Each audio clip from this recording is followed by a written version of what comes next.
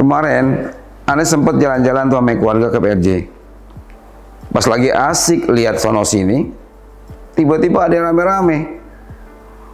Pas ada lokit nih, ternyata ada copet yang ketangkep.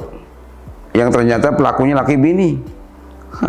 Pertanyaan ini, ada nggak sih perbedaan hukumnya kalau kejahatan itu dilakukan oleh perorangan, pasangan, atau kelompok? Tolong jelasin ke aneh, biar aneh paham gitu. Terima kasih atas pertanyaan Babe.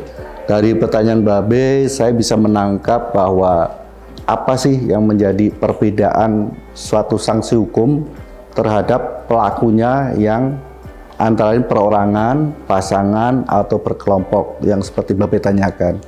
Nah, untuk menjawab pertanyaan Babe, saya kira saya harus melihat ada berapa golongan sih dalam tindak pidana.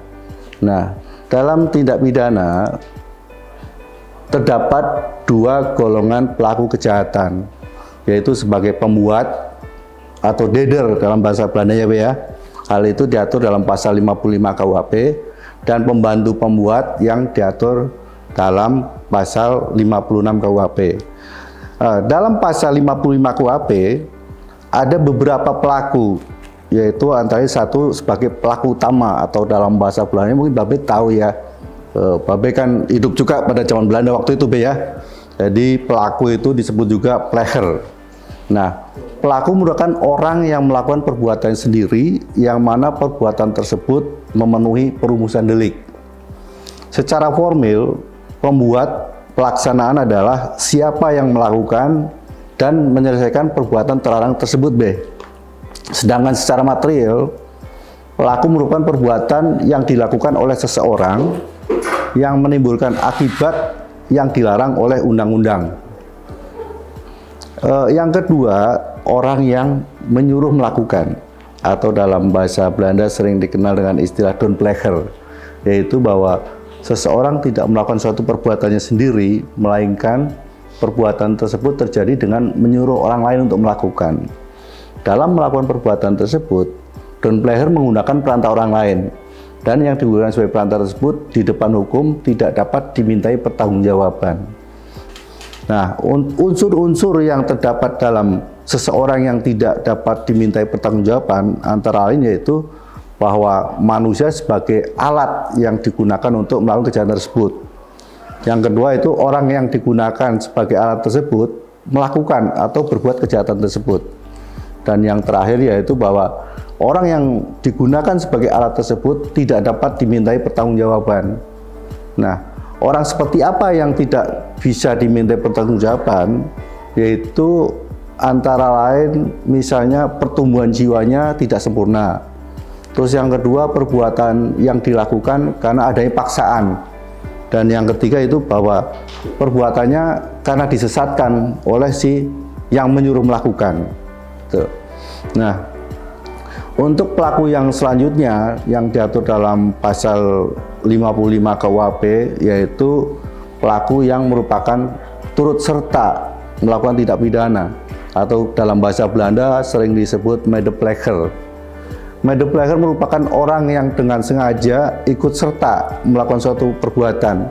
Jadi dia sadar sebetulnya bahwa ini perbuatan jahat, tapi dia turut ikut gitu. Jadi mereka benar-benar sadar dan sengaja.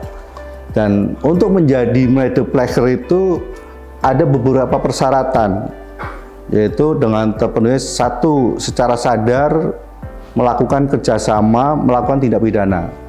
Terus yang kedua, kerjasama perbuatannya untuk melakukan hal yang dilarang oleh undang-undang. Dan yang ketiga yaitu pelaksanaan perbuatan yang dilakukan secara bersama-sama menimbulkan telah selesai delik yang bersangkutan. Gitu. Sedangkan untuk pelaku yang selanjutnya menurut pasal 55 KUHP yaitu penganjur, atau dalam bahasa Belanda sering disebut uitlokker. Uitlokker itu yaitu orang yang menggerakkan orang lain untuk melakukan suatu perbuatan, dan dalam prakteknya penganjur berbeda dengan yang menyuruh melakukan. Jadi gini, Be. Jadi yang penganjur itu menggerakkan orang lain untuk menggunakan sarana yang ditentukan oleh undang-undang secara limitatif atau yang dicantumkan dalam suatu undang-undang, sedangkan untuk yang menyuruh melakukan, menggerakkan orang lain menggunakan sarana yang tidak ditentukan dalam undang-undang. Nah, untuk yang kedua yaitu golongan yang termasuk pembuat pembantu kejahatan, atau dalam istilah Belanda disebut medeplechter, yang dalam hal ini diatur dalam pasal 56 KUHP, yaitu ada dua masa untuk pembuat pelaku kejahatan, yaitu pembantu pada saat dilaksanakan kejahatan atau pembantu sebelum dilaksanakan kejahatan atau ikut merencanakan. Nah, ini inti dari jawaban saya barangkali ya, apakah sanksinya sama antara pelaku dengan misalnya berpasangan atau berkelompok.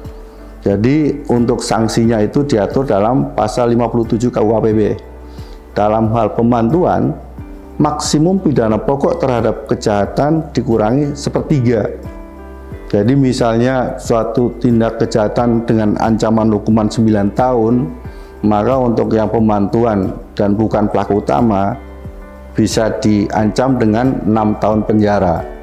Sedangkan apabila suatu kejahatannya itu berat, diancam dengan pidana mati atau seumur hidup, maka dijatuhkan pidana penjara paling lama 15 tahun.